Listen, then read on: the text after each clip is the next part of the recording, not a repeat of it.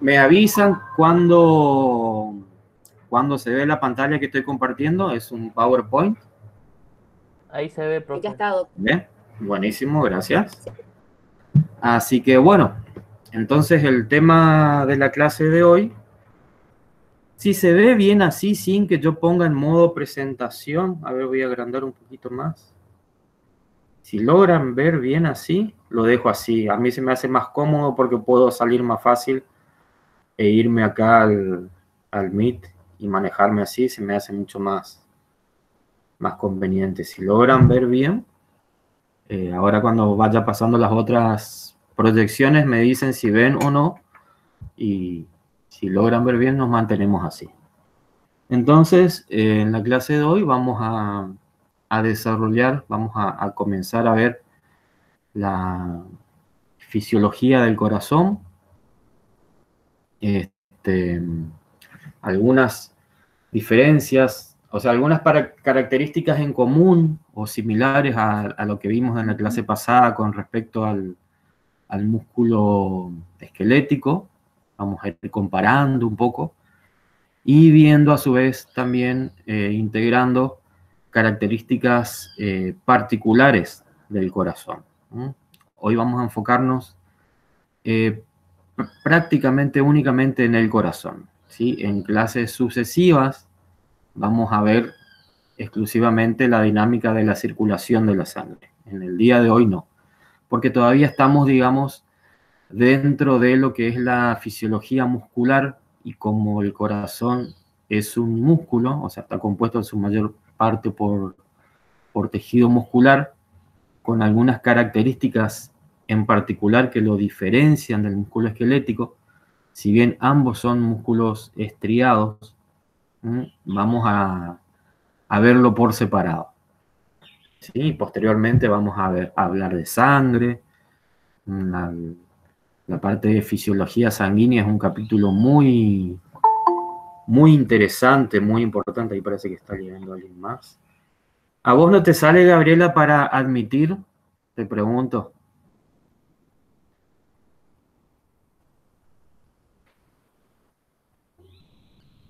¿No te aparece para admitir a Oscar que quiere ingresar acá? Y yo lo admito.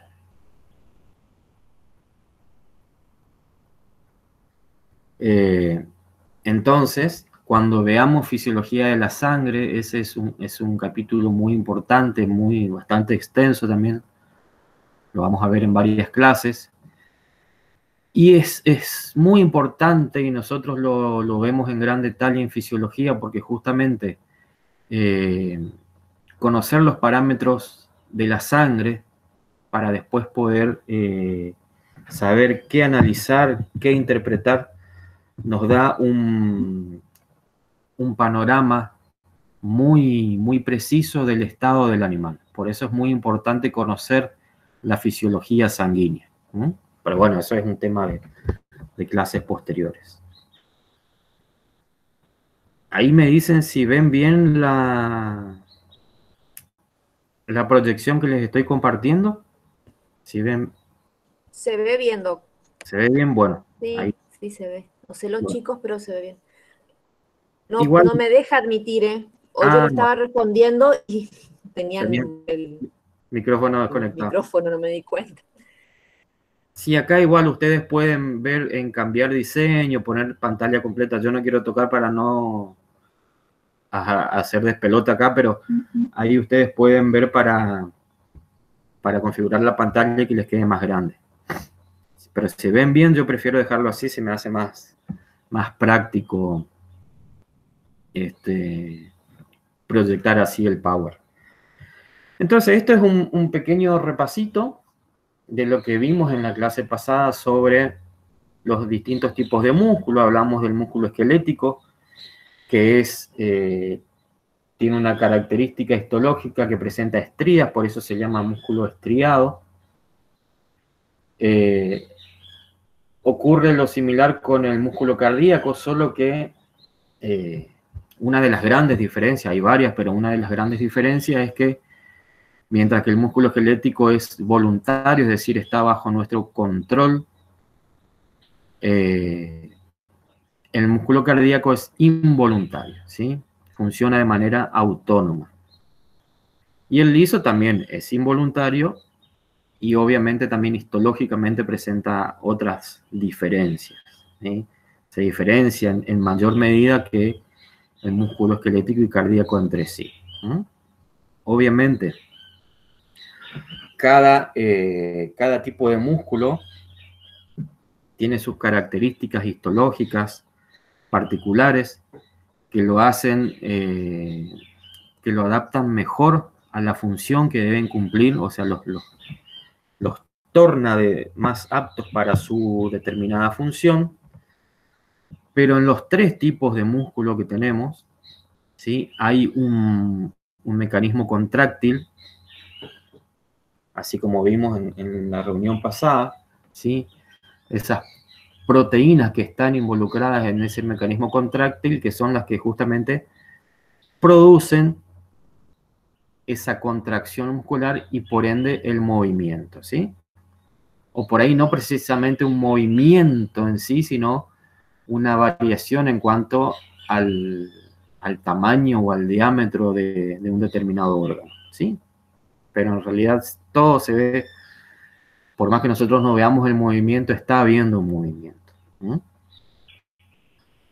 Eso es básicamente lo que estamos diferenciando acá. Y obviamente todos los tipos de músculo, en mayor o menor medida, requieren de un aporte energético, ¿sí? Que está, la principal moneda energética es el ATP, que obviamente se obtiene o se regenera de acuerdo a diferentes tipos de sustratos energéticos, como vimos en la clase pasada, ¿sí? Por ejemplo, los hidratos de carbono, los ácidos grasos, y también los distintos tipos de metabolismos, ¿sí? Los metabolismos anaeróbicos u oxidativos, con sus características en particular de cada uno. El sistema circulatorio está conformado, por un lado, por una bomba, ¿sí? Que es la que en la cual nosotros nos vamos a centrar hoy en nuestro estudio. La bomba de ese sistema circulatorio sería el corazón, ¿sí? La bomba impulsora, o si no también se puede decir el eje del sistema, pero es la bomba que impulsa la sangre. A su vez vamos a tener un sistema de conducción, que son los vasos sanguíneos, y el medio que va a estar siendo movilizado en el interior, que es la sangre, ¿sí? Es el medio de transporte que cumple con la función de trasladar o transportar diferentes sustancias, elementos, incluso gases, ¿sí? Cumple con una función de transporte de gases, transporte de nutrientes, de sustancias de desechos. Ya lo vamos a ver más en detalle cuando hablemos de la sangre.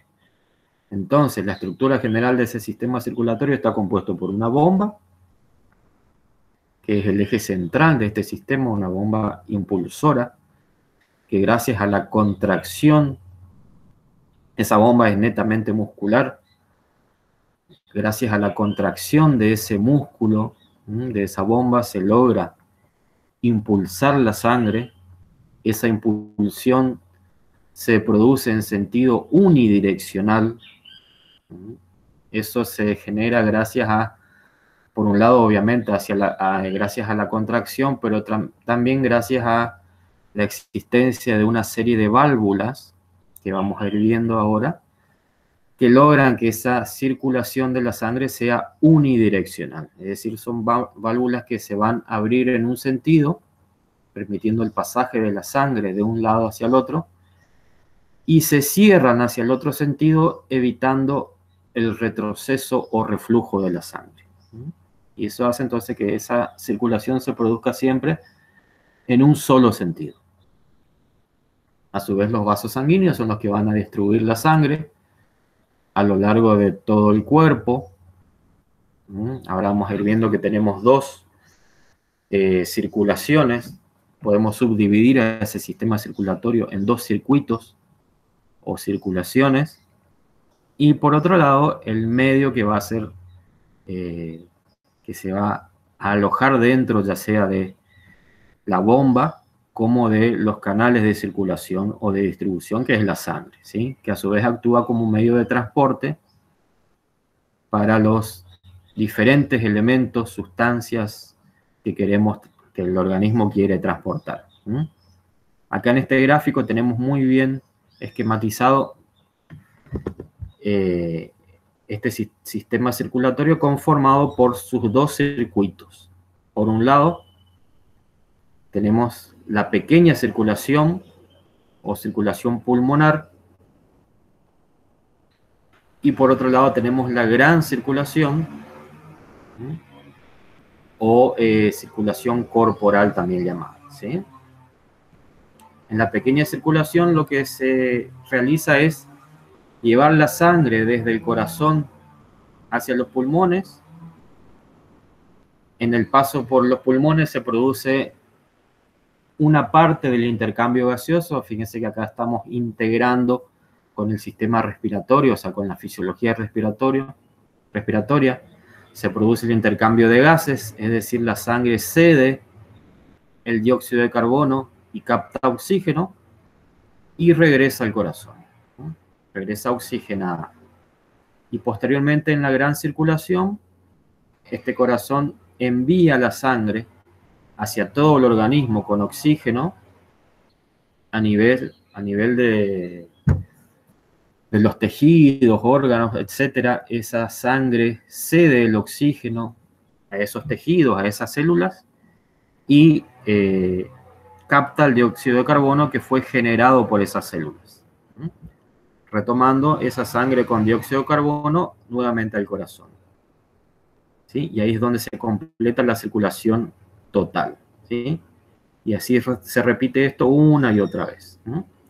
Obviamente no solo se transportan gases en la sangre, sino que acá simplemente, cuando hablamos de las 2 circulaciones, de la pequeña y la gran circulación, ¿sí? Esto hace referencia básicamente al intercambio de gases, a lo que se diferencia entre una circulación y otra con respecto a los gases disueltos en la sangre.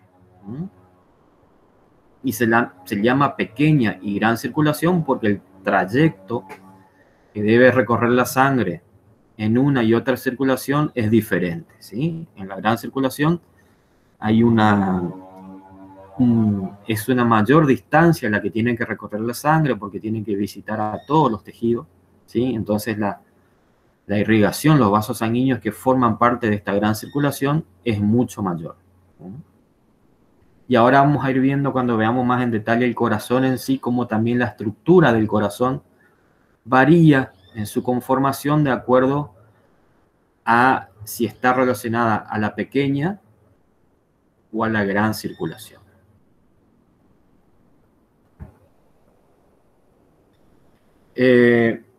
Vamos a ver un poquito, adentrarnos un poco en la estructura de esas fibras musculares que forman parte del corazón, ¿sí? A diferencia del músculo esquelético, que si bien también es estriado, vamos a tener que las células o las fibras musculares son mucho más cortas, ¿sí? Son mucho más pequeñas en cuanto a longitud y presentan una menor cantidad de núcleos. Acá tenemos un esquema, ¿sí? Donde las células musculares son mucho más cortas, mucho más pequeñas. También tienen ese característico aspecto estriado. Y tienen una particularidad, que entre una y otra fibra muscular observamos unas estructuras en forma de disco, ¿sí? Porque recorre todo el diámetro de la fibra muscular, ese diámetro circular. Presentamos estas estructuras que son unos discos denominados discos intercalares, que lo que hacen es unir las células musculares cardíacas entre una y otra, ¿sí? ¿Qué finalidad o qué función tienen estos discos intercalares? En un detalle mucho más microscópico, se puede ver que hay como no es una unión lisa, sino que hay como interdigitaciones. Es más, viéndolo en un detalle mucho mayor, se lo compara con una escalera, ¿sí? Porque tiene como rayitas, como rayas horizontales, que se asemeja a esa vista del disco como una escalera. Y la finalidad que tienen estos discos intercalares es que ese impulso o estímulo nervioso se comunique de una forma más rápida de una célula a otra, ¿sí? Y eso lo que logra o lo que permite es que la contracción del corazón como un músculo se dé prácticamente en forma simultánea, o sea que cuando se contrae el corazón se contraiga, digamos, en su totalidad. No que el impulso vaya viajando y el corazón se vaya contrayendo a medida que el impulso se propaga. Si bien vamos a ver ahora que hay un pequeño retraso en una parte, vamos a ver cómo es el detalle en la contracción, pero la finalidad de los discos intercalares es que el impulso se propague lo más rápidamente entre fibra y fibra, logrando una contracción simultánea entre todas ellas, o sea, una contracción al unísono. Y eso es lo que genera lo que nosotros denominamos latido, ¿sí? Esa contracción en conjunto de todas las fibras musculares, ¿sí? Porque si nosotros tuviésemos una contracción por separado de las fibras o a destiempo, el corazón no funcionaría como una bomba de manera eficiente. Entonces, con esto logramos que esa contracción sea más, no me sale la palabra, pero sí más en conjunto, se contraiga como un todo. A su vez, estos discos intercalares tienen una serie de estructuras que permiten que, como unos cuerpos densos, que permiten que esa transmisión del impulso sea mucho más rápida aún.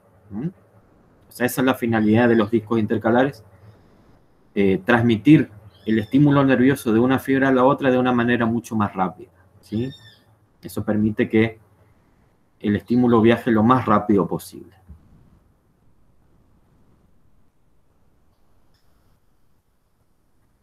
Acá un poquito, a ver un poquito, vamos a centrarnos en esta figura de acá arriba. No sé si logran apreciar en la imagen que se ve como unas estrías horizontales, o sea que como que cortan el disco, ¿eh? Acá en el otro disco intercalar también se logra ver esas estrías que le da un aspecto de escalera. Eso hace que la unión sea mucho más íntima entre célula y célula, o sea, entre un extremo, el extremo de una célula y el extremo de la otra célula.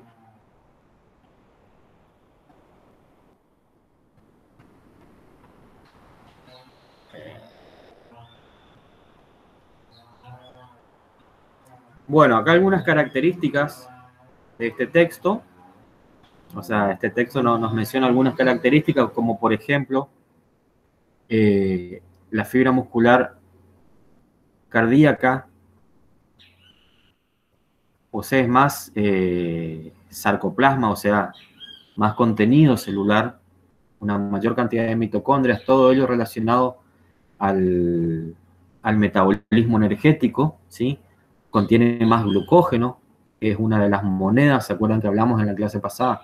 Una de las monedas energéticas, uno de los sustratos energéticos. Imagínense que el músculo cardíaco no descansa nunca, ¿sí? Nunca deja de funcionar, nunca deja de latir, ¿eh? Está constantemente contrayéndose y relajándose, ¿sí? No descansa. El día que el músculo cardíaco descansa, el descanso se transforma en eterno. Así que eso requiere de un gran aporte energético, ¿sí? Entonces, digamos, la estructura en la célula muscular está preparada para tener un mayor metabolismo energético, un mayor aporte energético a esas fibras musculares cardíacas. Después también, acá es lo que hablamos de las características de los discos intercalares, ¿sí? Que se observan más cuando nosotros observamos la ultraestructura microscópica. Se observa ese aspecto como de escalera, o sea, un aspecto más oscuro primero, pero a su vez también le otorga un aspecto en escalera. Eso es lo que permite entonces una unión más íntima entre células que están adyacentes entre sí.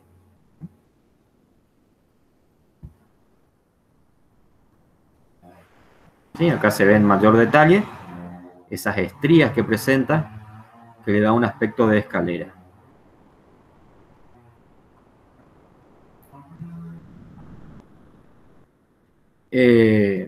A su vez, así como hablamos de... ¿Se acuerdan cuando... A ver, vamos a hablar con la audiencia. ¿Qué es un potencial de acción? ¿Qué se acuerdan de lo que vimos en la clase pasada? Potencial de acción. ¿Alguien se acuerda? ¿Qué les quedó de ese concepto de potencial de acción?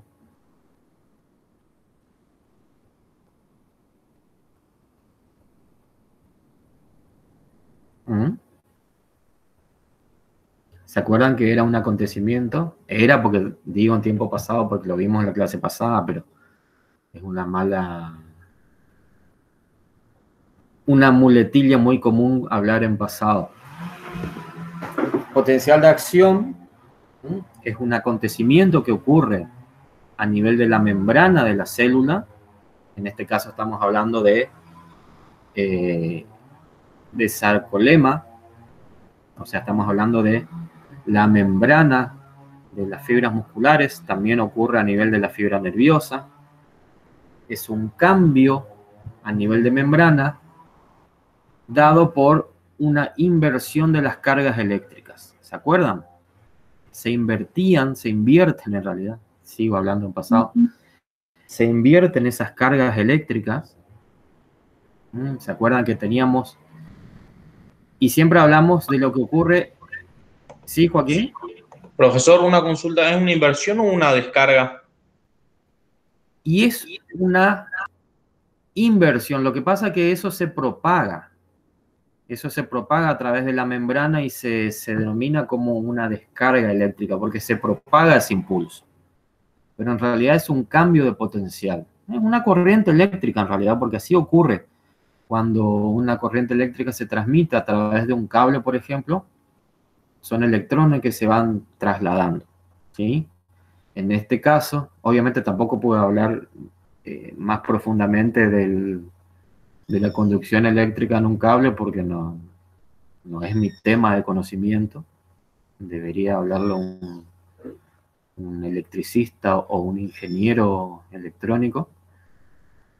Pero en este caso, lo que se propaga es una inversión o una cambio en el potencial eléctrico. ¿Sí? Hay un cambio en el potencial eléctrico inmediatamente por encima o por fuera y por dentro de la membrana de la fibra. ¿Sí?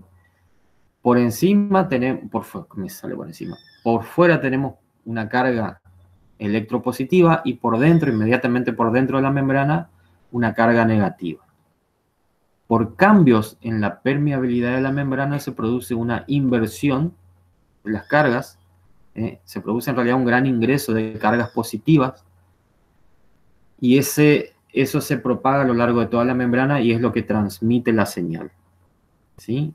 Y eso se conoce como potencial de acción, porque ese cambio que se produce se propaga a lo largo de toda la membrana. Posteriormente hay mecanismos que restituyen ese potencial de reposo. Es decir, cuando decimos potencial de reposo, nos referimos a ese estado inicial de la membrana. Positivo por fuera, negativo por dentro. Que lo vimos en la clase pasada. Entonces acá también comenzamos ahora a hablar de potencial de acción.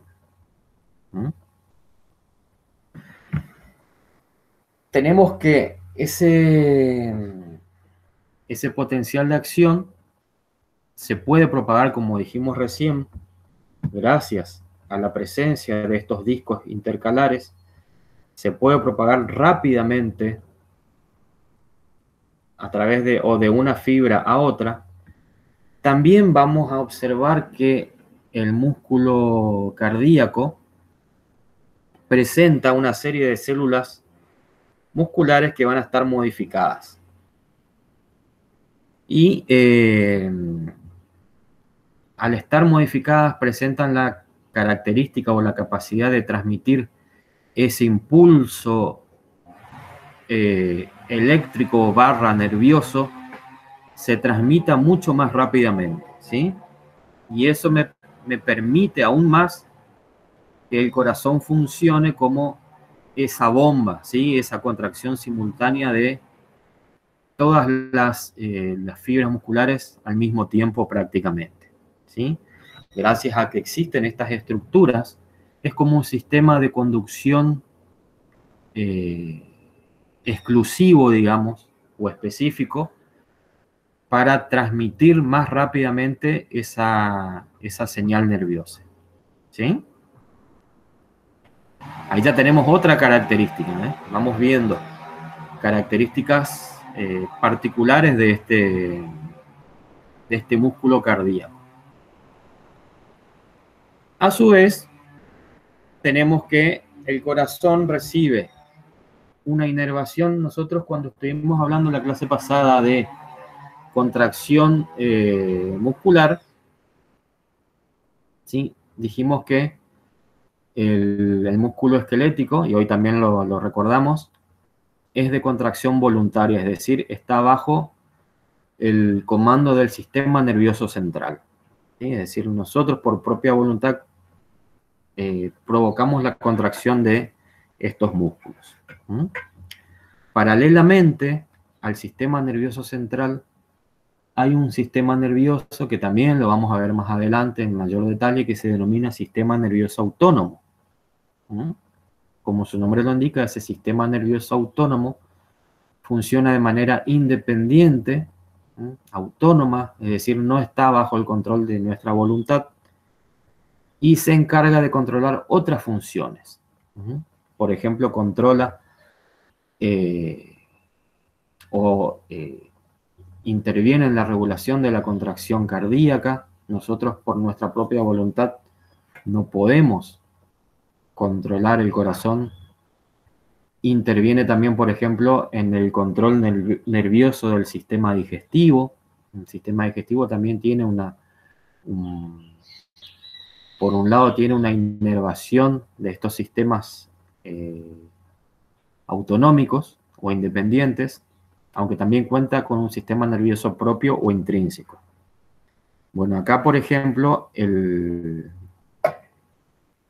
músculo cardíaco no tiene una inervación del sistema nervioso central, es decir, no responde a nuestra voluntad, sí al sistema nervioso autónomo, que está conformado a su vez por el sistema simpático y el parasimpático. Y también otra característica es que no hay terminaciones nerviosas, así como habíamos visto en el sistema musculoesquelético, donde llegaba el nervio, se producía esa placa motora con el botón terminal, etc. Acá no ocurre eso. Esto es diferente. Y además de tener una inervación de tipo o influencia del sistema nervioso autónomo, el corazón también, y esto es lo más importante, tiene un sistema propio, intrínseco, donde se genera el estímulo. Es decir, que el corazón genera su propio estímulo. No sé si habrán visto alguna vez, sobre todo,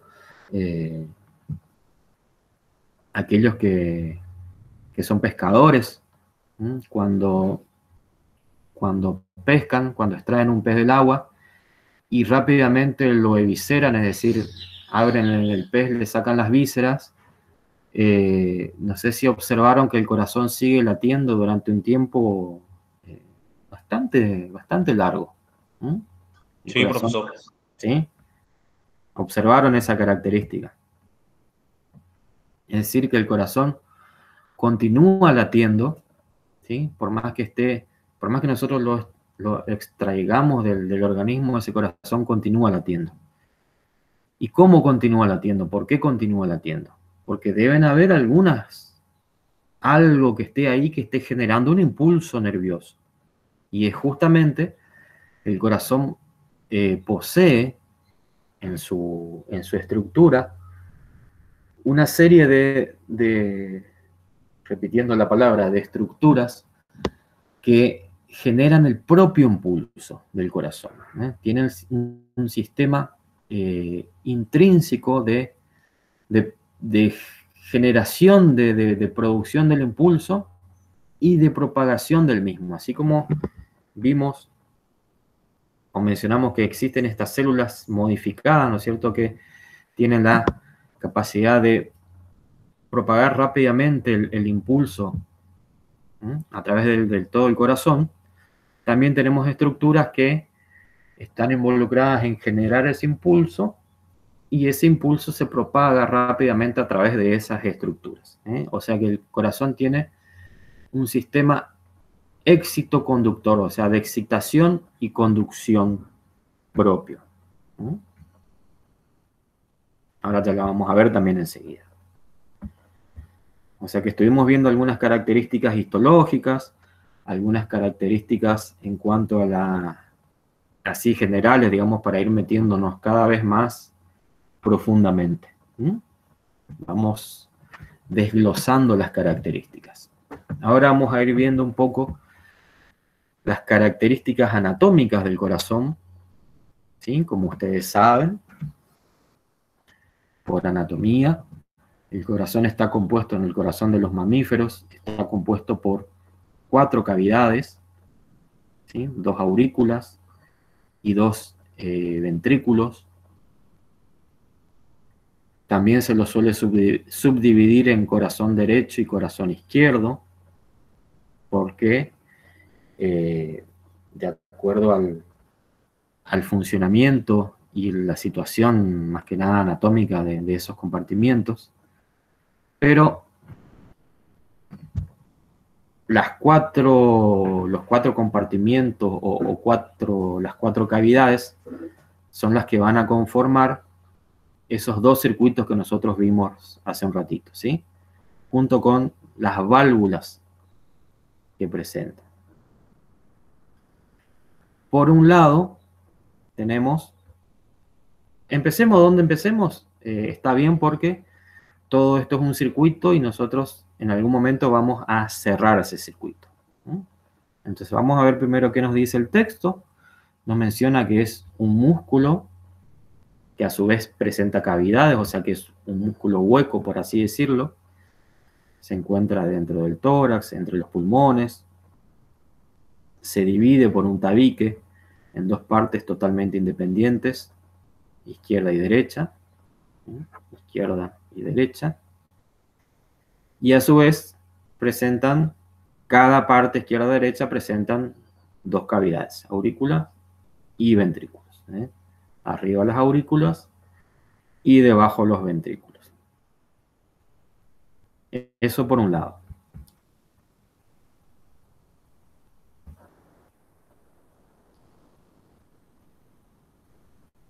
Bueno. Vamos a empezar del lado derecho, ¿sí? Da lo mismo donde empecemos. Tenemos que a través de la vena cava superior llega la sangre del cuerpo,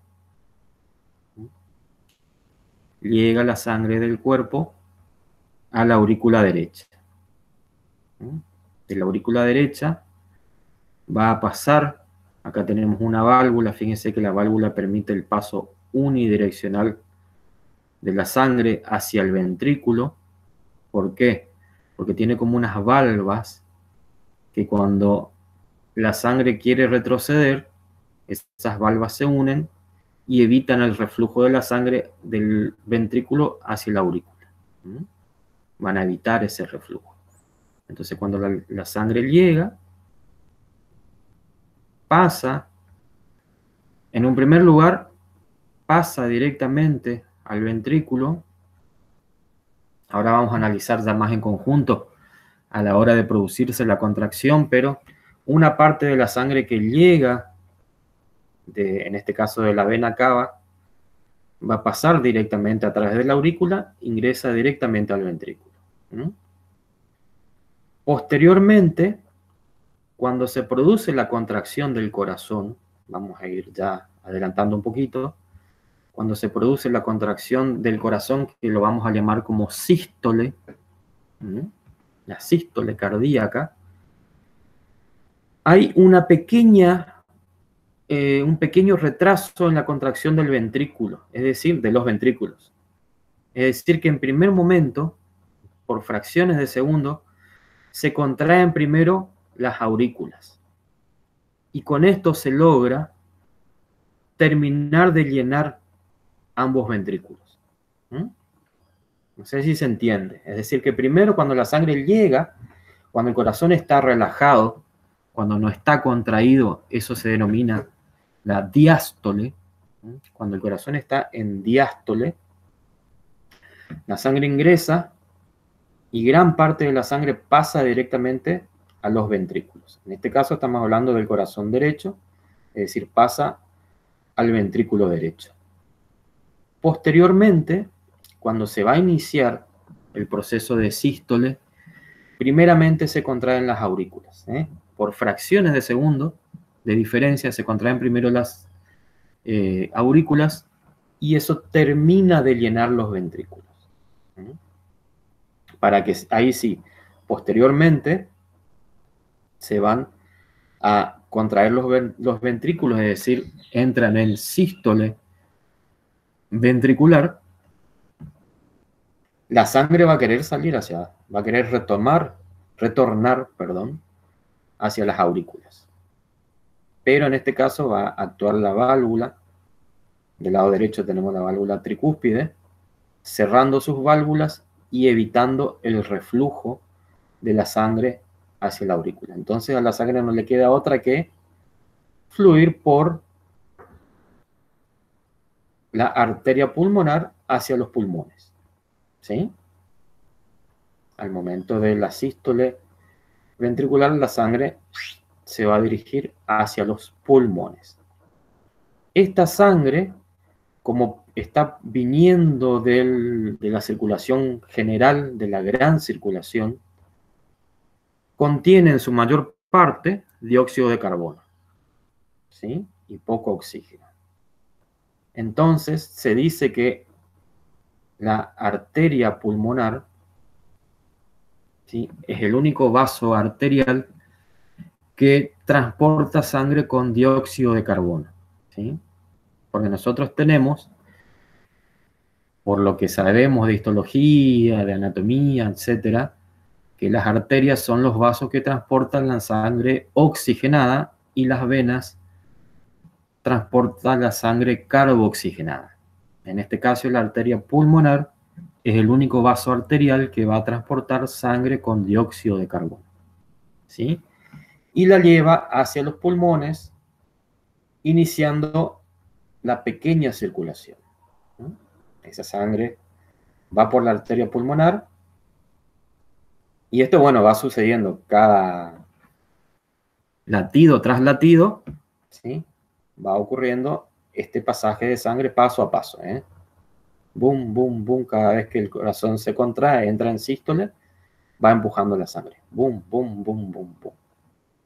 Cuando el corazón entra en diástole, es decir, se relajan sus paredes, la sangre que está en la arteria pulmonar también va a querer retornar al ventrículo. Va a querer producir un reflujo. En ese momento, actúa la arteria pulmonar, produciendo el cierre, ¿sí?, de la válvula y evitando ese reflujo de sangre, ¿sí? Y eso es lo que permite esa circulación unidireccional. Una vez que la sangre fue a los pulmones, se oxigenó, es decir, se dio el dióxido de carbono y captó oxígeno, retorna al corazón a través de la vena pulmonar, ¿sí?, a la aurícula izquierda. Y ahí se completa el circuito pulmonar, o pequeña circulación o circulación pulmonar, ¿sí? Cuando la sangre salió del ventrículo derecho por la arteria pulmonar, es sangre carboxigenada, viaja a los pulmones, se oxigena y regresa a la aurícula izquierda a través de la vena pulmonar. Ahí cerramos el circuito de la pequeña circulación. Y acá también, la vena pulmonar, ¿sí?, es el único vaso venoso que transporta sangre oxigenada. ¿Sí? Es la única vena que transporta sangre oxigenada. Las demás venas transportan sangre carboxigenada, ¿sí? Y acá ocurre lo mismo, ¿sí? Gran parte de la sangre ingresa directamente al ventrículo izquierdo y posteriormente se produce primeramente en la siguiente sístole del corazón. Primero se produce la sístole auricular, donde se termina de llenar el ventrículo correspondiente. Eso ocurre en ambos ventrículos. Y se dice que las aurículas actúan como bombas cebadoras, porque terminan de llenar los ventrículos. Eso también, ¿se acuerdan que en la clase pasada hablamos de un estiramiento previo? Cuando las fibras musculares se estiran, posteriormente esa contracción es mucho más eficiente. El músculo se contrae con mayor fuerza. Acá también, ese llenado adicional que proporcionan las aurículas, tanto derecha como izquierda, hace que las paredes de los ventrículos se distiendan un poco más, y eso le otorga una mayor eficiencia o una mayor fuerza de contracción a los ventrículos, que son los que realizan en realidad el principal trabajo del corazón, ¿sí? En este caso, el ventrículo izquierdo, durante esa sístole ventricular, también la sangre va a querer escapar y retornar nuevamente a la aurícula izquierda.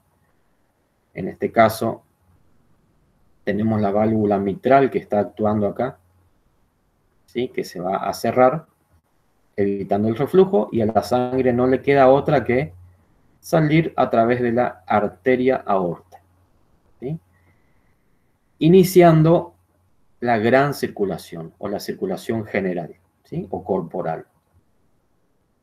Se va a ir a todo el organismo a través de la aorta. En este caso sí, las arterias están transportando oxígeno, se produce el intercambio gaseoso en los tejidos y retorna posteriormente a la aurícula derecha, completando esa gran circulación. Acá también tenemos una válvula aórtica que evita el reflujo de la sangre nuevamente hacia el ventrículo durante la diástole, durante la relajación siguiente del corazón. ¿Observan acá alguna característica entre ambos ventrículos? ¿Alguna diferencia entre el izquierdo y el derecho? Y la pared puede ser ¿Qué pasa? ¿Qué diferencia hay? No sé quién es. A ver, ¿quién está hablando? el grosor de una con la otra, Joaquín. ¿Cuál es más gruesa? la del ventrículo izquierdo. ¿Y eso está bien o será que este individuo tuvo algún problema de hipertrofia? ¿Qué les parece? Que es normal eso. ¿Y por qué? ¿Por qué es más gruesa la pared de este lado? ¿Por qué las paredes en sí del ventrículo izquierdo son más gruesas?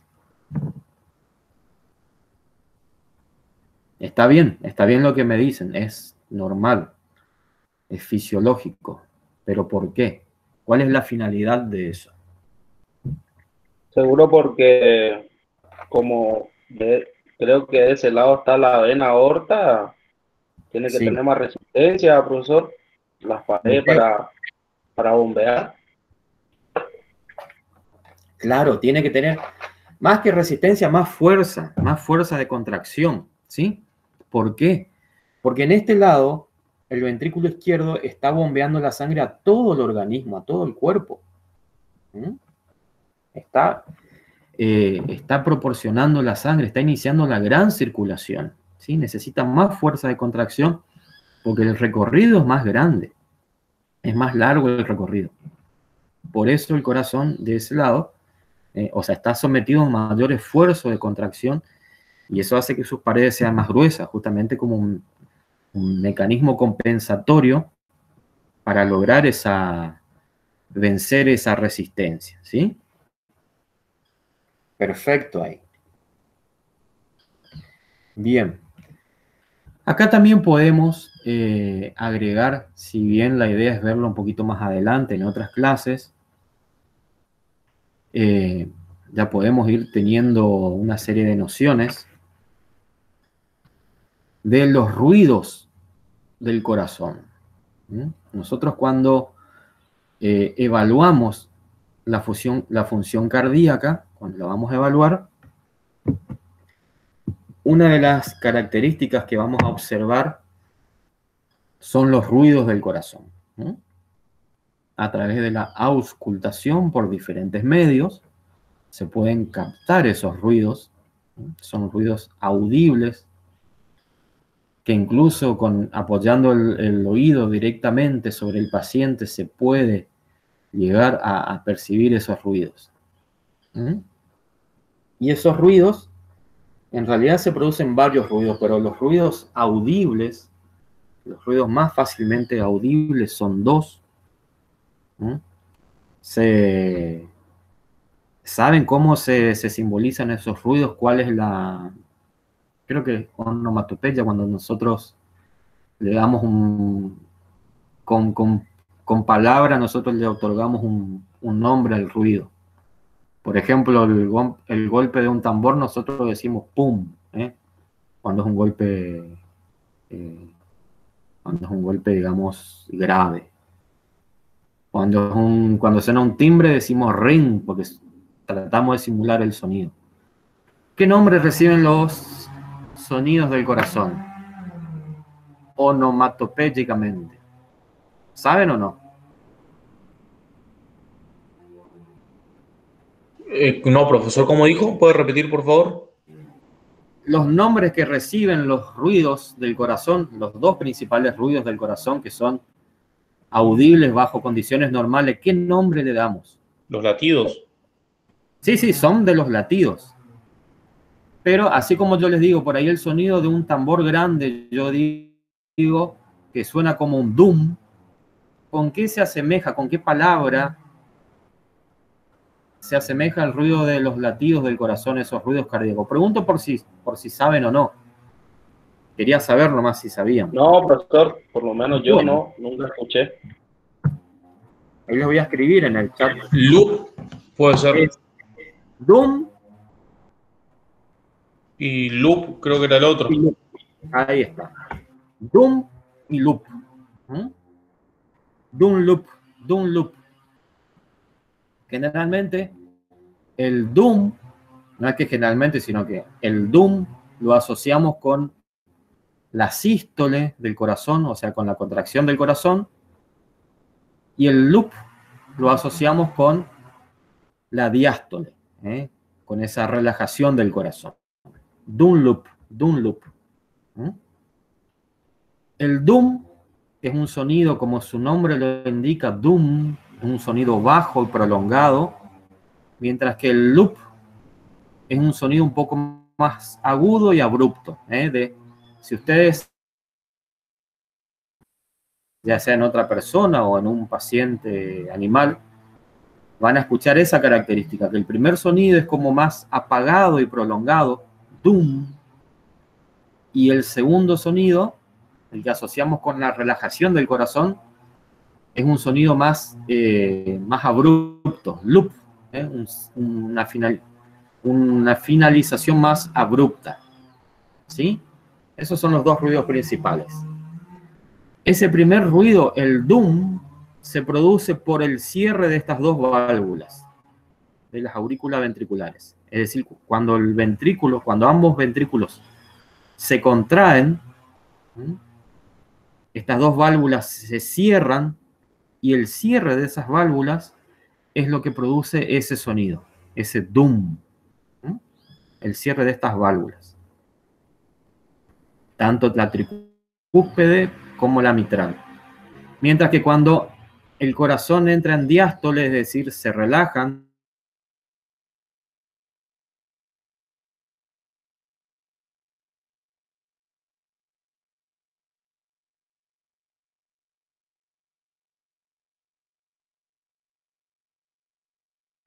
Se le cortó el audio, profesor.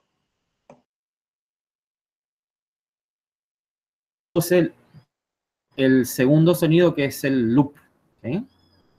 Entonces, DUM, acá cuando se cierran las válvulas auriculoventriculares, y loop, cuando se cierran las válvulas pulmonar y aórtica, ¿sí? Esos son los ruidos normales. Y después tenemos los ruidos anormales o patológicos. ¿Cómo se llaman generalmente esos ruidos anormales? ¿Qué nombre?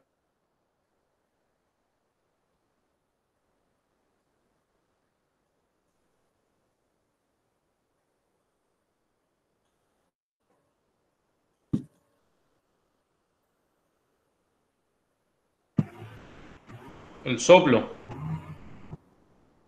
El soplo. Ahí tuve un pequeño corte. Perdón, a ver, no me habrán escuchado todo.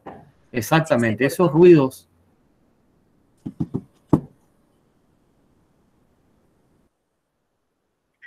¿Se le corta el audio de usted, doctor?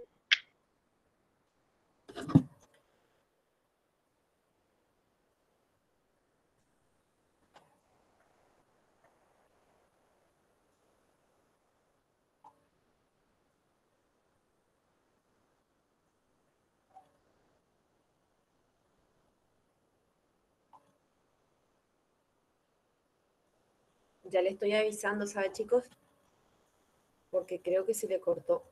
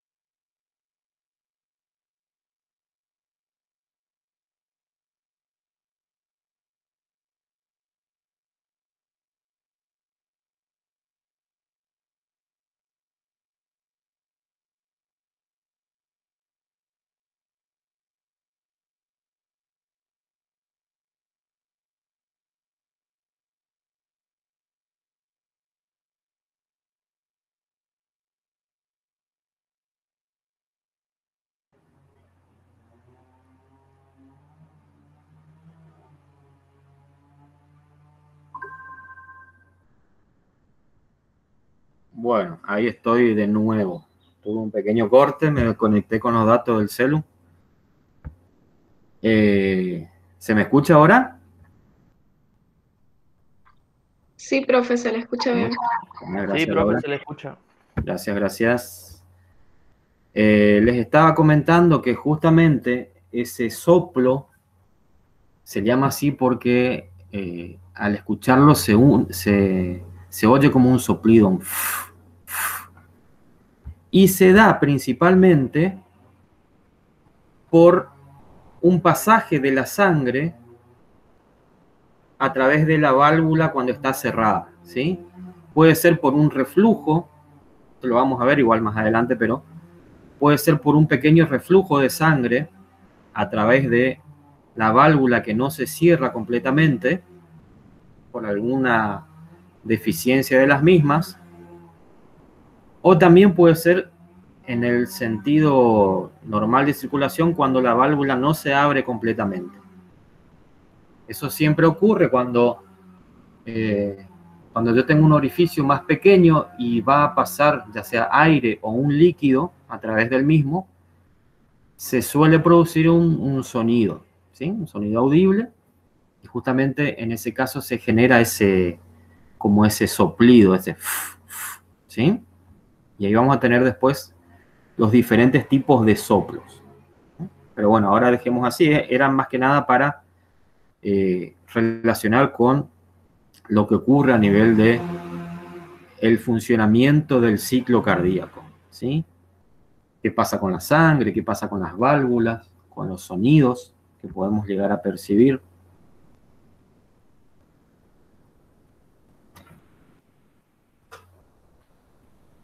Bueno, acá más que nada repite lo que ya hablamos, ¿sí? Menciona los discos intercalares y acá están las estructuras que yo les había mencionado hoy. En esos discos hay unas estructuras densas que se llaman desmosomas, que son como canales, ¿sí? Son como canales a nivel de la membrana que permiten una transmisión más rápida del impulso, ¿sí? Y eso es lo que logra, como acá bien dice la palabra, una contracción sincronizada de todas las fibras, ¿sí? Una contracción de todas las fibras y lo que permite que el corazón pueda cumplir con su función de manera óptima. Después también menciona lo que ya hablamos, que el espesor de las paredes depende de la tensión a las cuales están sometidas y es por eso que el ventrículo izquierdo, ¿sí?, presenta un mayor espesor de las paredes, ¿sí? ¿Por qué? Porque soporta una mayor tensión ya que tiene que impulsar la sangre a lo largo de toda la gran circulación, ¿sí?, del circuito mayor.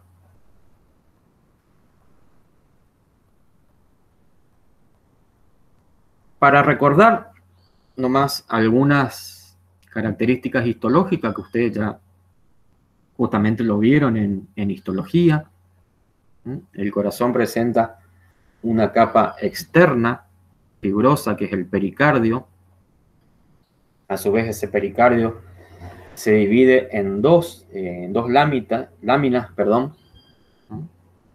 una lámina parietal y una lámina visceral, que también se la puede llamar epicardio, y más que nada tiene una función protectora, mantiene el corazón en un determinado lugar, es decir, impide el desplazamiento hacia todos lados, porque imagínense si ese corazón estuviese libre de cierta manera, contrayéndose todo el tiempo, estaría viajando por toda la caja torácica. En algún momento lo tendríamos contra el diafragma, en otro momento lo tendríamos cerca de la garganta y así sucesivamente. Entonces, mantiene al corazón fijo en un lugar, ¿no? Después tenemos el miocardio propiamente, o sea, que sería el músculo propiamente dicho, ¿sí? Sería la capa media, compuesta por el tejido contráctil, y que está asociado, por un lado, estaría asociado externamente al epicardio, y por dentro al endocardio, ¿sí? Es una capa de endotelio que lo recubre por dentro, como una protección que tiene. Y obviamente la función, como ya mencionamos, es la de contracción y por lo tanto el bombeo de la sangre, ¿sí?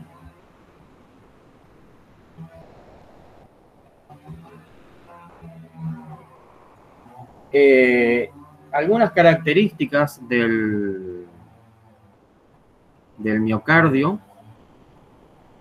Bueno, esto ya mencionamos, la función de los discos intercalares es lo que permite que el corazón actúe como un sinsitio funcional, es decir, que actúe como un todo, no de forma aislada, fibra por fibra, sino que todas actúen en conjunto.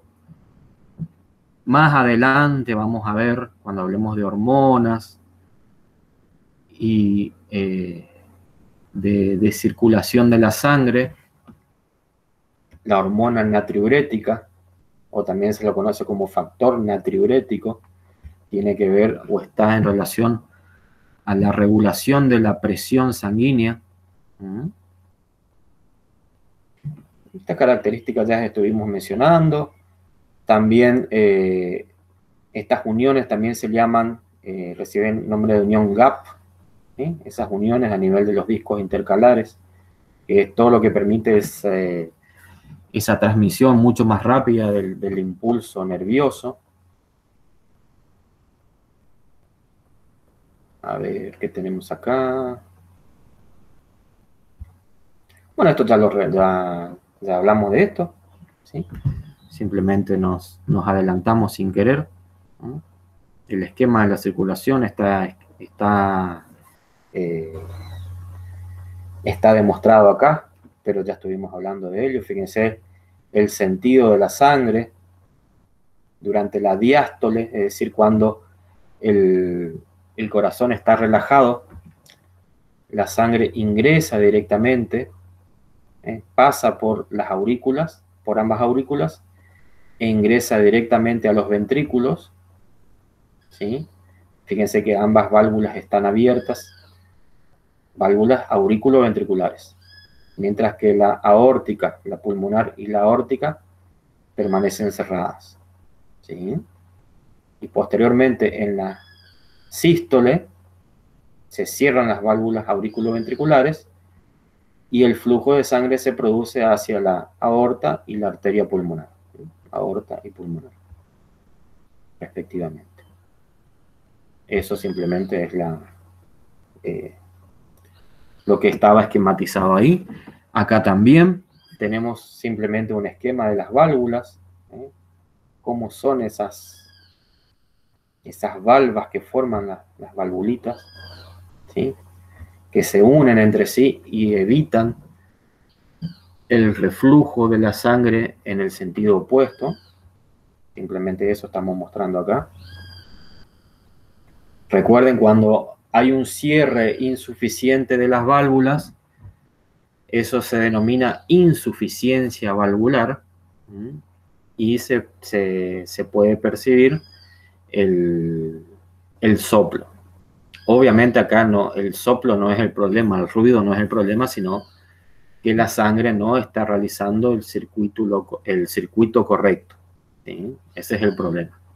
Tenemos un reflujo de sangre, el corazón no bombea con la mayor eficiencia, con la eficiencia óptima, ¿eh? El soplo es lo de menos, simplemente es un signo que me puede estar indicando algún problema, alguna alteración en la válvula, como puede ser una insuficiencia, es decir, un cierre inadecuado para evitar el reflujo de la sangre. Esto también lo van a ver más profundamente cuando cursen semiología, que van a trabajar mucho haciendo auscultación. Esperemos que para esa época que cursen ustedes semiología vuelvan plenamente las actividades presenciales.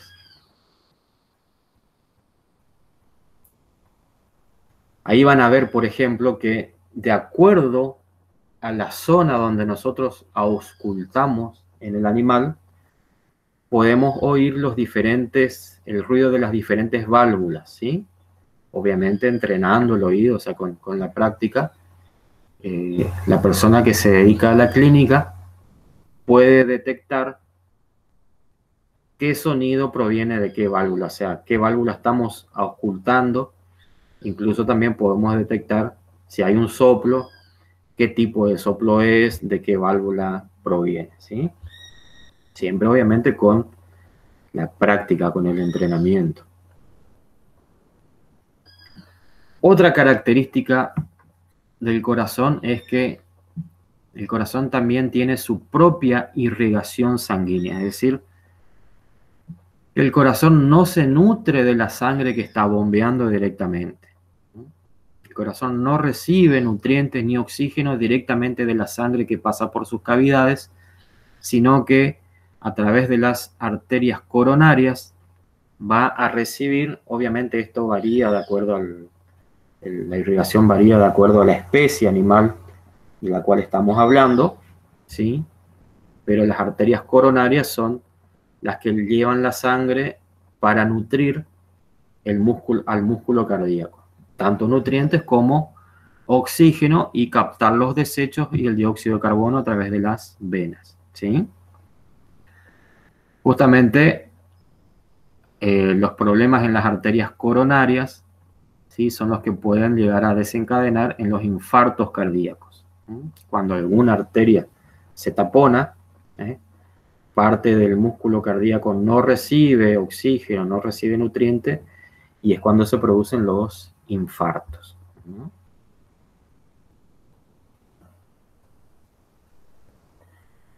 De esto también vamos a hablar más adelante. Hoy vamos a hacer simplemente una breve introducción o reseña de lo que es el electrocardiograma. Este gráfico que tenemos acá es una línea clásica de un electrocardiograma, que lo que hace el electrocardiograma es registrar la actividad eléctrica del corazón durante los diferentes, o sea, durante un ciclo cardíaco tras otro, ¿no? En este caso, tenemos lo que ocurre desde acá, desde donde inicia la onda P, ¿sí? Hasta el final de este segmento, después de la onda U, tenemos lo que sería un ciclo cardíaco, ¿sí? Y cómo se va sobreponiendo, digamos, el registro del electrocardiograma en relación al tiempo con los acontecimientos que ocurren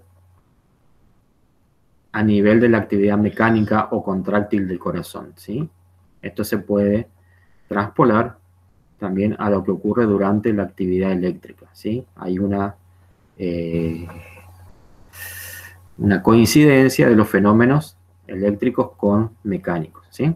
Pero eso lo vamos a ver más en detalle cuando hablemos en sí del electrocardiograma, ¿no? Pero que ya les adelanto que, como su nombre lo indica, es un registro gráfico, grama viene de hacer un diagrama de la actividad eléctrica del corazón. Electrocardiograma, ¿sí? Simplemente es eso. Es un registro de la actividad eléctrica de esta cosita acá, de este corazoncito, ¿no? Vamos a ver ahora algunas características del potencial de acción a nivel de la membrana de la célula cardíaca, ¿sí? Del músculo cardíaco. Yo les mencioné que así como en el músculo esquelético, en la fibra nerviosa, había un potencial de acción, esa inversión de las cargas eléctricas a nivel de la membrana, aquí también, ¿sí? A nivel del músculo cardíaco ocurre ese potencial de acción, ¿sí? Acá nos dice, por ejemplo, está dado por las diferencias de cargas, siendo la interior negativa con respecto a la exterior, que sería positiva. Recuerden que esto siempre es inmediatamente por dentro y por fuera de la membrana, ¿sí? Esto se logra, justamente esa diferencia de carga, por la diferencia de concentración de electrolitos por dentro y por fuera de la célula. Recuerden que por fuera de la célula tenemos una gran cantidad de iones positivos, que está dado por sodio, ¿sí? Por iones de sodio que están cargados eléctricamente positivos. Tengo una gran cantidad de esos iones por fuera de la membrana, Y eso es lo que me da esa diferencia de cargas, ¿sí? Cuando se producen alteraciones a nivel de la membrana, algún tipo de alteración, se abren canales para el sodio y por diferencia de concentración que va a ocurrir, el sodio va a ingresar rápidamente, como habíamos visto en los transportes a través de membrana, ingresa el sodio, ¿sí? Y produce ese cambio, esa inversión de las cargas, es decir, ese potencial de acción. Acá nos da un valor, ¿sí? Que por ejemplo para la fibra muscular cardíaca, esa diferencia de potencial es de menos 90 milivolts aproximadamente, ¿sí? Cuando se produce ese potencial de acción.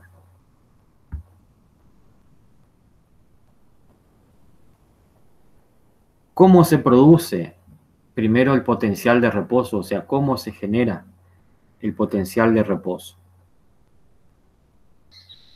Acá nos da algunas características que nos dice que la membrana en reposo es más permeable al potasio, ¿sí? Es decir, tenemos que durante ese reposo de la membrana hay canales que están abiertos para el potasio, ¿sí? En cambio, el sodio no tiene canales abiertos, por lo tanto no puede pasar a través de la membrana. A su vez, tenemos mecanismos activos, ¿sí? Que principalmente el que más está actuando acá, el más importante es la bomba de sodio y potasio, que lo que hace es extraer sodio de la célula, extrae sodio e ingresa potasio. La relación es 3 sodio, 2 potasio, es decir que como resultado neto voy a tener una mayor cantidad de cargas positivas por fuera que por dentro, ¿sí? Y ese diferencial de cargas es el que me va a determinar ese potencial de reposo. Después también hay un intercambiador de sodio y calcio, ¿sí? Pero principalmente el que actúa es la bomba de sodio y potasio.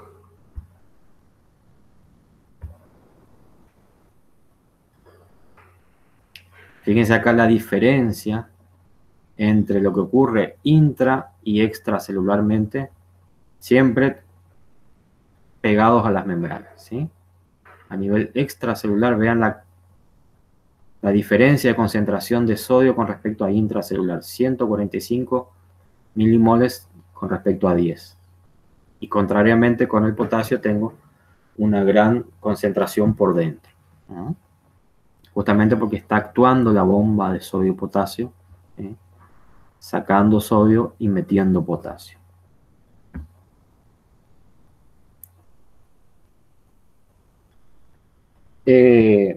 Bueno, esto estuvimos mencionando.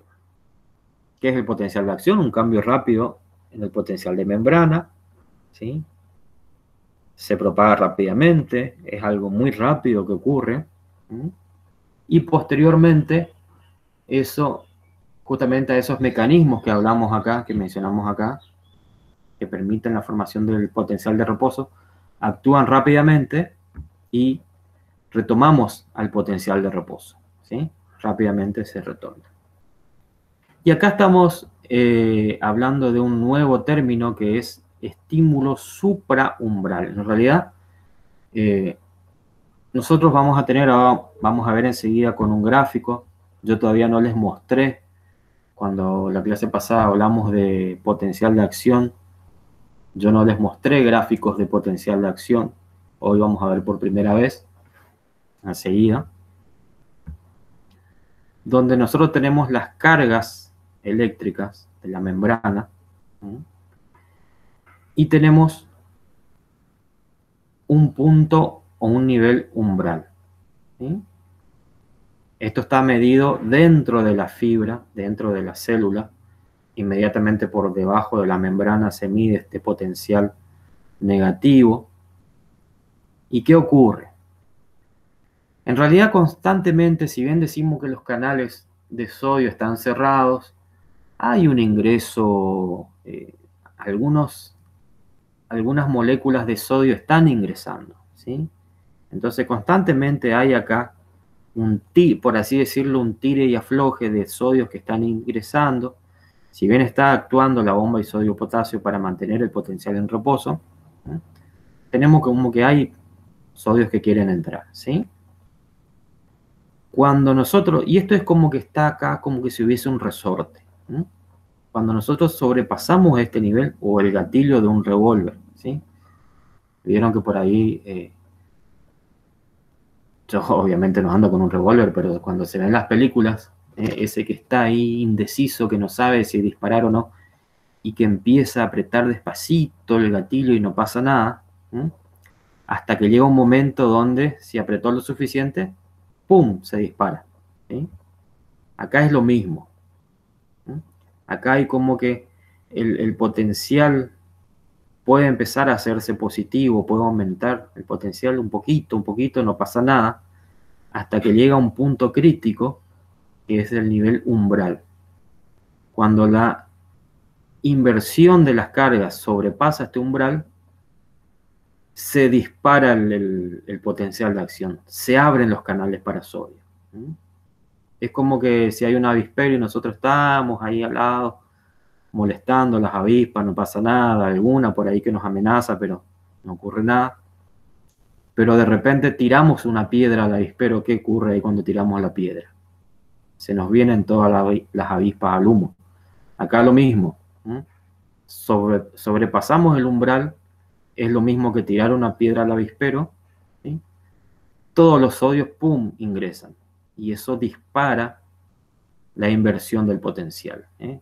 Aumenta abruptamente la carga electropositiva por dentro de la membrana, ¿sí? Eso es el concepto o explicado lo que sería el umbral cuando hablamos de potencial de acción. Y cualquier estímulo que está por debajo del umbral se llama estímulo subumbral, y los estímulos que están por encima del umbral se llaman estímulos supraumbral. Por eso es lo que mencionaba acá. Un estímulo supraumbral produce una onda de despolarización seguida de la contracción de la fibra. Es decir, cualquier estímulo que sobrepase este umbral crítico, ¿sí?, desencadena el potencial de acción. Acá está esquematizando la inversión de la carga eléctrica y la posterior repolarización, ¿sí? Este tipo de potencial de acción es característico de la fibra cardíaca, es un potencial de meseta. En la fibra muscular ocurre algo parecido, solo que el retorno al potencial de reposo, es decir, la repolarización, es mucho más abrupto, ¿eh? Se dice que es un potencial en espiga porque, a ver si me deja acá, retorna más rápidamente ¿cómo es? Esa carga inicial, ¿sí? No se ve ahí. En este caso es un potencial en meseta, porque fíjense que si bien tenemos un pequeño pico descendente, no es la palabra adecuada, pero una curva, digamos, bastante abrupta, después comienza a tornarse como una meseta, para posteriormente sí ir descendiendo y llegar al potencial de reposo. Y esto se va dando sucesivamente. Vamos a ver un poquito qué es lo que ocurre en cada uno. A ver qué dice primero acá, ley del todo o nada. El umbral está aproximadamente en los menos 40 milivolts, ¿sí? Si se sobrepasa ese umbral, se puede producir una despolarización. Si el estímulo es subumbral, no se produce un potencial de acción. Y los estímulos subumbrales tienen un efecto sobre el potencial de membrana, disminuyéndolo. ¿Eso qué quiere decir? Eso se refiere más que nada a las fibras esqueléticas, que los estímulos subumbrales Si yo me ubico acá, estímulos subumbrales, lo que hacen es como que facilitan la posterior contracción porque lo van volviendo más excitable. A la membrana la van volviendo más excitable. ¿Por qué? Porque va aumentando, si bien no llegan al umbral, van aumentando esa electropositividad por dentro, ¿sí? Y nos va situando más cerca del punto crítico del umbral, ¿sí? Hasta que por ahí yo llego acá a nivel ya inmediatamente por debajo del umbral y un pequeño estímulo, ¡pum!, me dispara el potencial, ¿sí? Se va para arriba. Vamos a ir viendo entonces ahora los acontecimientos que ocurren a nivel de la producción del potencial de acción. Primeramente, lo que ya sabemos, lo que describe acá en el primer ítem, dice que un potencial de acción hace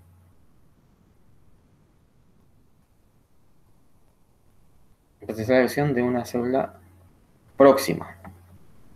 Hace que se abran momentáneamente los canales rápidos de sodio, o sea, se refiere a una célula contigua o el impulso, la señal inicial que se desencadena. Ahí por ahí no está del todo bien redactado acá. Pero lo importante acá es que durante esta despolarización se abren canales rápidos de sodio. Por eso es que el cambio es tan abrupto, porque son canales rápidos. El sodio ingresa prácticamente inmediatamente, ¿sí? Ingresa muy rápido. Y eso hace que se despolarice la membrana. Luego, inmediatamente, esos canales se cierran, se inactivan, es decir, ya no puede ingresar más sodio, ¿sí? Y en ese momento se abren canales de potasio, ¿sí?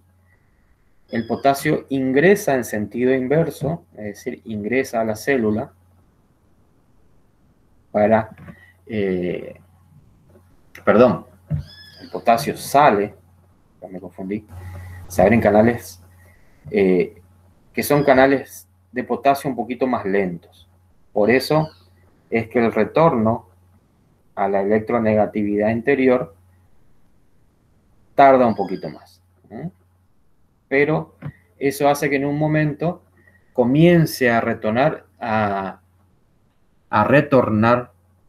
esa electronegatividad interior y electropositividad exterior, ¿no?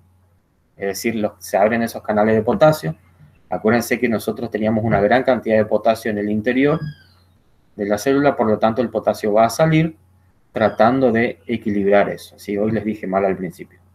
No es que entra, sino que sale el potasio, ¿sí? Eso ocurre acá. Vamos a ver qué pasa un poquito más después. Estábamos acá entonces donde comienza a repolarizarse la membrana. Comienza nuevamente a retornar a el potencial de reposo. Posteriormente, se van a abrir canales lentos de calcio. Canales lentos de calcio. El calcio va a ingresar también a la fibra, va a pasar de afuera hacia adentro, y eso hace que la electropositividad interior de la membrana se prolongue por más tiempo y se forme como esta especie de meseta. Si bien seguimos descendiendo, ese descenso no es tan abrupto. Sigue descendiendo porque sigue saliendo potasio, ¿sí? Esos canales lentos de calcio, como dice acá, contrarrestan eléctricamente la salida de potasio, ¿sí?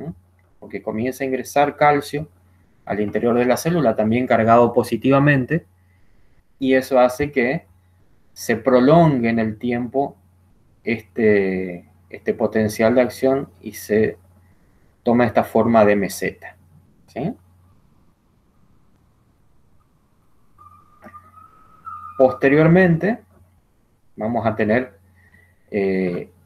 a nivel de membrana mecanismos transportadores tanto de sodio como de potasio, de sodio y potasio como de calcio, que lo que van a hacer nuevamente es comenzar a extraer sodio y calcio de la célula, y eso me termina de llevar nuevamente al potencial de reposo. ¿sí?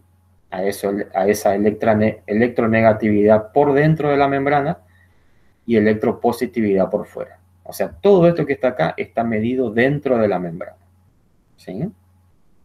Entonces, haciendo un pequeño repaso, cuando el estímulo llega al umbral, ya sea umbral o supraumbral, se abren los canales rápidos de sodio, ¿sí?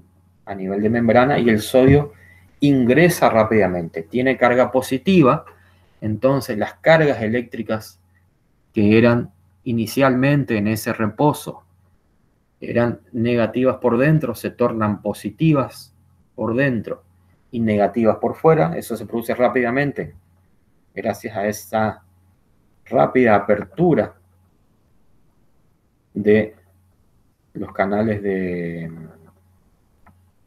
sodio, ¿sí?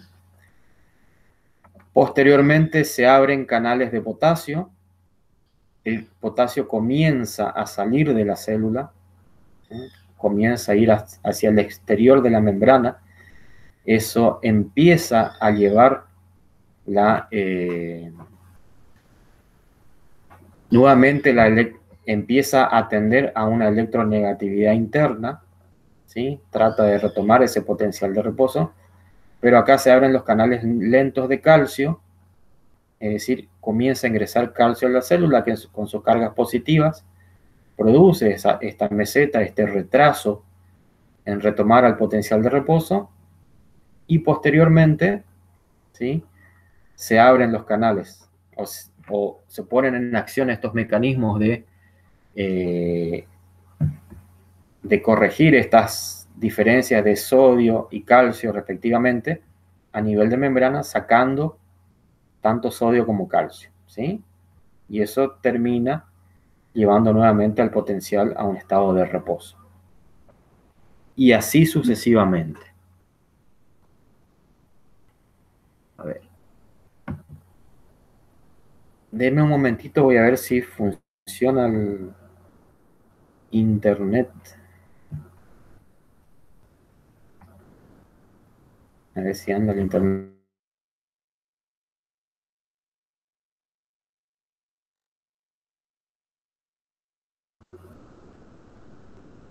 Parece que sí. Qué grande. ¿Se me sigue escuchando bien?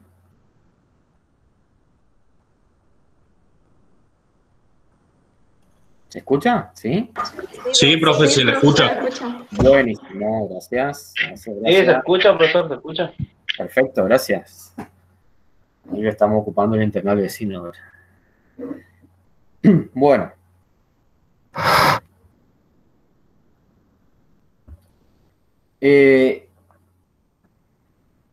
Acá algunas características que ya estuvimos mencionando un poco, ¿sí? Del potencial de acción, que por ejemplo, durante esa fase de meseta es porque se produce por la entrada de calcio, ¿sí? Se produce por una entrada de calcio.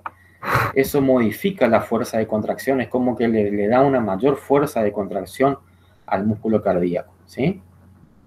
¿Por qué? Porque nos proporciona, acuérdense que también el calcio era necesario para ¿se acuerdan? El acople de las unidades de actina y miosina. Entonces acá eso me permite tener una mayor también, además de mantener por mayor tiempo la fibra despolarizada, eso me ayuda también a tener una mayor fuerza de contracción.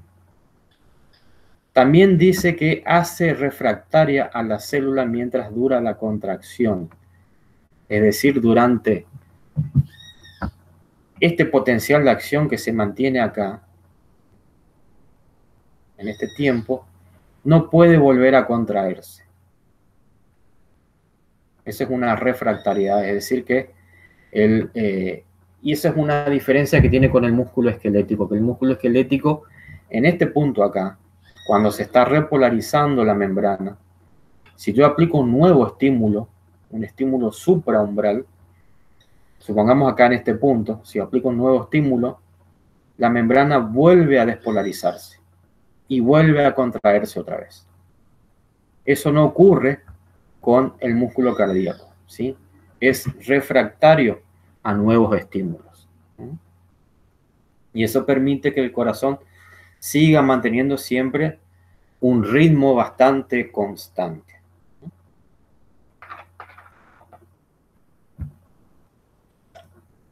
Y esto también es lo que vimos, y yo les mencioné recién, que la contracción se desencadena o se inicia a nivel citoplasmático por un aumento del calcio, porque justamente participa en ese mecanismo de acople entre las proteínas contráctiles, ¿sí? Es muy importante entonces el calcio. Ya para ir avanzando y acercándonos a la finalización de la clase de hoy, ¿sí? No les voy a torturar mucho. ¿Se acuerdan que yo les hablaba hoy de que el corazón tiene un mecanismo o un sistema donde puede generar su propio estímulo, ¿sí? Tiene un sistema intrínseco. En realidad son varios puntos donde se puede llegar a generar ese estímulo, ¿eh? Y es un sistema de excitación y conducción. ¿Por qué? Porque además el propio sistema de conducción, llegado su momento, puede llegar también a generar estímulos. Es todo un sistema que está, que evolucionó, se adaptó para esa función, para ser mucho más sensible a los procesos de despolarización. Vamos a tener que, en condiciones normales, vamos a contar con una estructura que se llama nodo sinoauricular, que se ubica acá en esta zona superior de la aurícula derecha. Es una estructura especializada que en realidad es muy permeable al calcio. Sus células, su membrana celular son muy permeables al calcio. Entonces, ¿qué es lo que ocasiona eso? El calcio, al ser positivo, va a estar acá ingresando y provocando que el nivel de carga eléctrica se acerque al umbral, ¿sí? Y va a llegar un momento donde llega al umbral y se produce automáticamente, sin alguna señal externa, un potencial de acción, ¿sí? Eso obviamente está ocurriendo todo el tiempo en cuestiones de fracciones de segundo. Entonces todo el tiempo estas células de este nodo sinoauricular se están despolarizando. ¿Por qué? Porque son básicamente, y en términos generales, son muy permeables al calcio. Y eso determina que todo el tiempo esas membranas estén llegando a ese nivel umbral de la carga eléctrica y se desencadena el potencial de acción, ¿sí?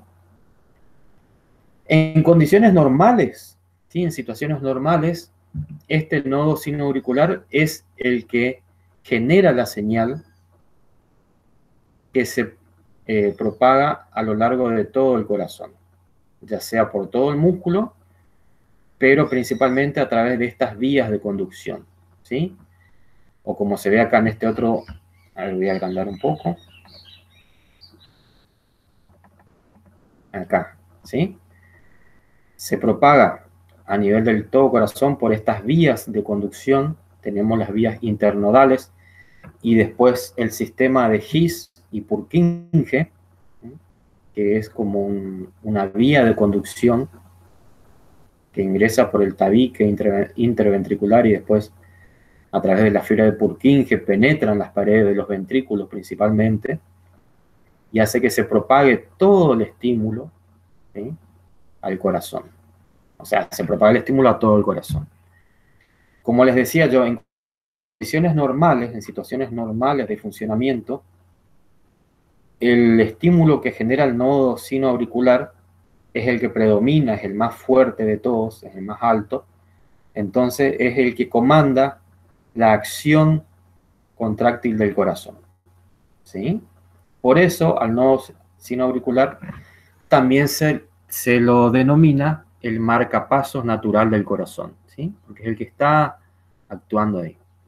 Justamente cuando a una persona se le inserta un marcapasos, justamente es para suplir estas estructuras en cuanto a su funcionamiento, porque hay alguna falla, ¿sí? Estas estructuras fallan, no pueden generar de manera adecuada su estímulo, quizás lo generan pero con una menor frecuencia, menor intensidad o con alguna falla, cuando se generan, por ejemplo, las arritmias, fallas en el ritmo cardíaco, y por lo tanto fallas en la circulación de la sangre, se utiliza este aparatito que es el marcapaso, que no hace más que enviar señales eléctricas, obviamente señales eléctricas muy tenues, o sea, son muy débiles, pero que sí alcanzan para desencadenar la contracción del corazón. Obviamente envían esas señales con una frecuencia determinada para que el corazón pueda latir, digamos, al ritmo normal, ¿sí? Entonces, el nodo sinusal sería el marcapasos del corazón. En ocasiones, cuando el nodo sinusal falla por X motivo, toma la posta otro nodo que se ubica entre aurículas y ventrículo, el nodo aurículo-ventricular, ¿sí? Pero en este caso, el ritmo de contracción o ritmo de señales emitido por este nodo es menor. Es decir, que el corazón, si bien va a seguir funcionando, generando su propio estímulo, el mismo se va a producir a un menor ritmo. Incluso posteriormente, si también tenemos la mala suerte de que falle este nodo auriculoventricular, el sistema de His y Purkinje, ¿sí?, con sus dos ramas, también está en condiciones de generar de manera espontánea un propio estímulo y suplir la falencia de ambos nodos, ¿sí? O sea que como que tiene tres mecanismos, por las dudas, de generación del propio estímulo en nuestro corazón, ¿sí? Viene preparado para soportar las diferentes fallas que puedan llegar a ocurrir. Acá simplemente es otro esquema de las vías de excitación y conducción del estímulo.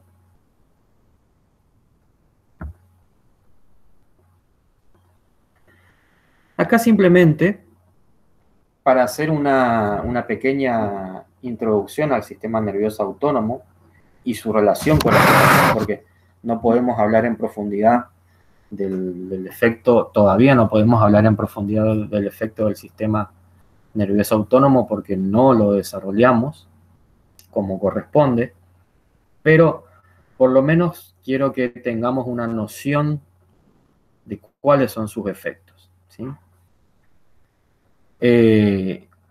¿Saben alguna característica del sistema nervioso autónomo?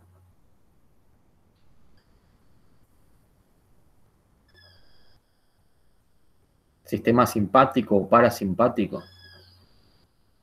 ¿En qué consiste? Bueno, yo ya les conté algo, les hablé de que son dos componentes del sistema nervioso autónomo que funcionan de manera independiente, de ahí su nombre, y se subdividen en sistema simpático y parasimpático.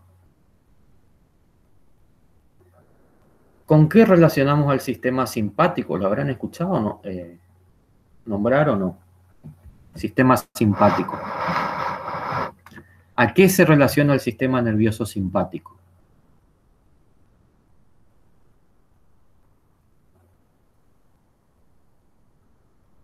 ¿Saben? ¿No saben? ¿No se acuerdan? O sea, yo quiero saber si lo No, vieron. profesor, la verdad que no. No lo vieron. Bueno, eso quiero que me digan, si saben o no. No está mal que no sepan, porque puede ser que todavía no lo hayan estudiado, no lo hayan visto, y es totalmente normal, no hay problema. El sistema nervioso simpático se relaciona con aquellas actividades en el organismo que preparan al animal y actúan durante situaciones de estrés, de lucha, de huida, situaciones de alarma. Por ejemplo, ustedes, ¿sí? Van tranquilamente caminando por la calle, ¿sí? Y de repente les sale adelante un perro bastante grande, no muy amistoso. ¿Qué ocurre? ¿Cómo nos ponemos? Nos tocamos el corazón y ¿qué pasa con nuestro corazón?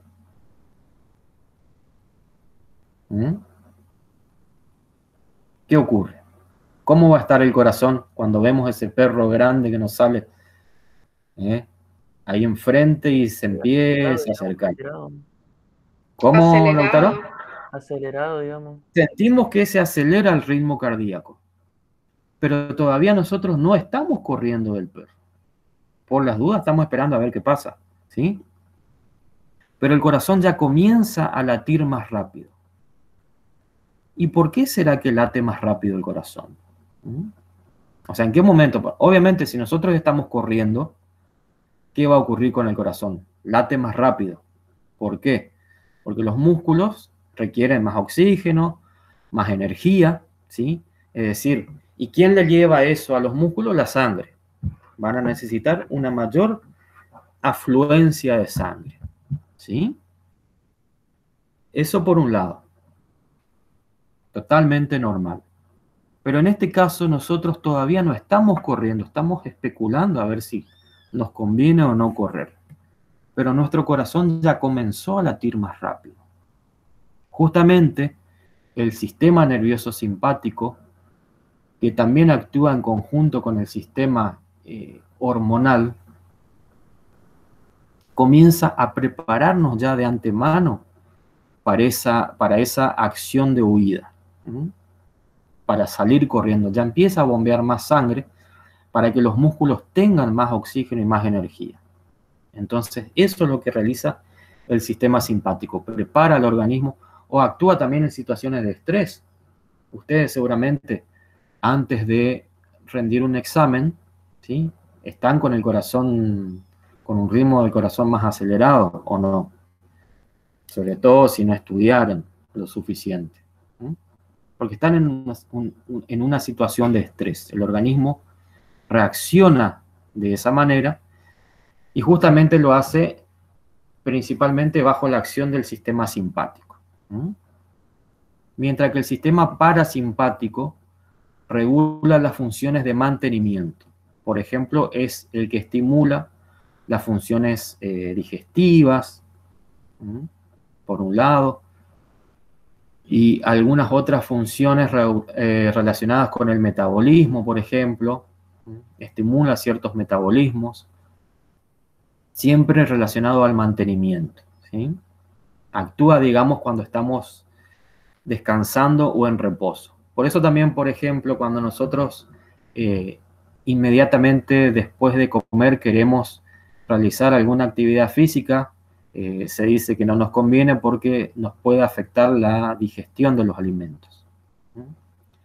Porque justamente cuando actúa el sistema simpático, por un lado, estimulando todo lo que sea relacionado o preparándonos para una huida o una actividad física, también interrumpe las actividades que son de mantenimiento y viceversa. El sistema parasimpático actúa a nivel de la estimulación, por ejemplo, de los procesos digestivos y actúa inhibiendo aquellas actividades relacionadas con la lucha, con la huida.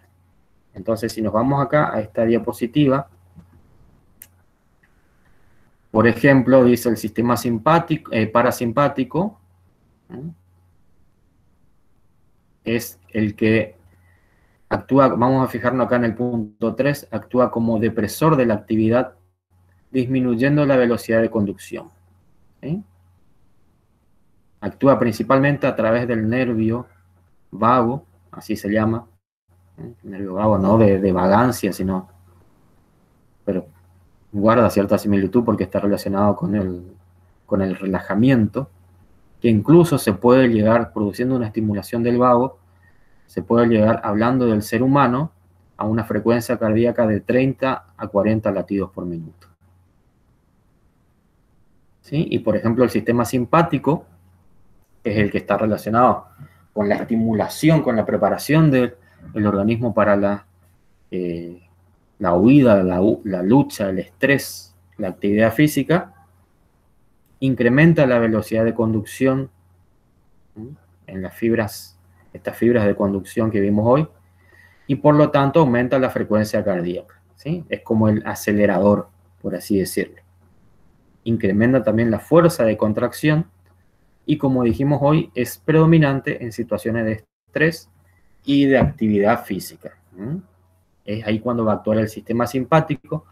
Entonces, por eso lo relacionamos, porque el corazón, si bien tiene o genera su propio estímulo, también se encuentra bajo el efecto del sistema nervioso autónomo. El sistema nervioso autónomo puede modificar la actividad cardíaca, ya sea a través del sistema parasimpático, disminuyendo su actividad, como a través del simpático, aumentando dicha actividad, ¿sí? Y también, y esto también lo vamos a ver más adelante, el sistema hormonal, tanto el sistema simpático como parasimpático actúan con una parte del sistema hormonal que es a nivel o está íntimamente relacionado con la médula adrenal, que también lo vamos a ver más adelante, ¿sí?, a través de una serie de hormonas que son las catecolaminas, adrenalina y noradrenalina. Habrán escuchado nombrar que cuando nosotros hablamos de situaciones tensas o de estrés o de miedo, hablamos de adrenalina o no. Esos deportes con mucha adrenalina, los deportes extremos, justamente se los denomina así porque sí hay una acción del sistema simpático, ¿sí?, que además de, cuando estamos haciendo un deporte extremo, además de por sí mismo la actividad física está estimulando, está actuando el sistema simpático, además al ser un deporte extremo, ¿sí?, que genera una situación más tensa, eso aún más estimula este sistema simpático y la liberación de adrenalina. Por eso se hace mención de esta hormona. No simplemente porque suena lindo, sino porque hay una gran, digamos, participación de la misma en ese tipo de actividad. Y acá simplemente mencionar algunas propiedades del corazón ya como última diapositiva, y estaríamos llegando a las 2 horas exactas de clase. Las principales propiedades o características del corazón, una de ellas es el automatismo, es decir, el corazón. Simplemente estamos enumerando todo lo que ya hablamos, pero solamente agrupándolo bajo una serie de propiedades. Tenemos el automatismo, que es aquella propiedad o característica por el cual el corazón genera su propio estímulo, el automatismo.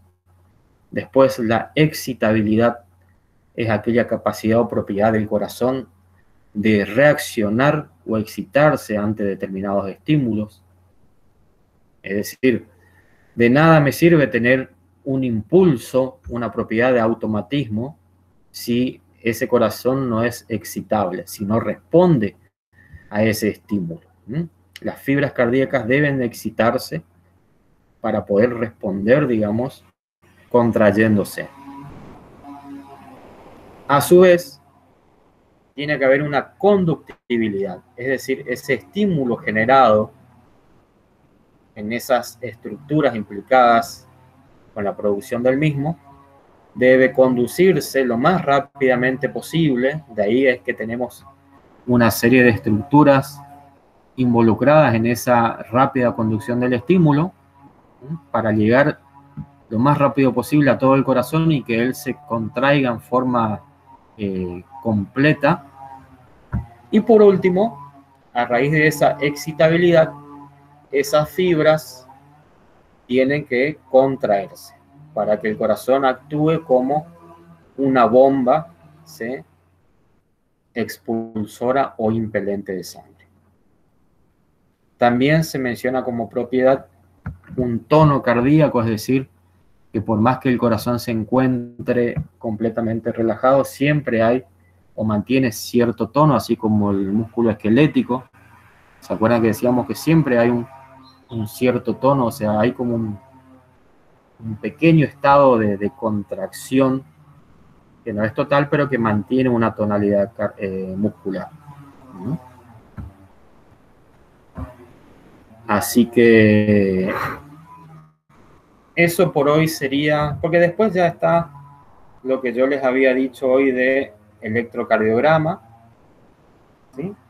Que es un registro de las diferencias de potencial eléctrico, bla, bla, bla. O sea, era simplemente lo que yo les mencioné hoy, que es un registro de la actividad eléctrica del corazón.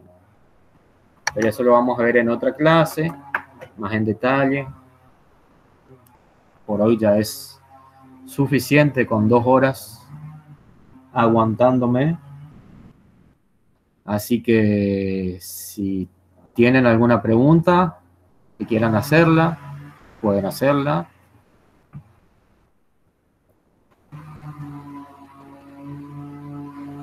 No, profesor, Preguntas. se entendió bien. ¿Se entendió?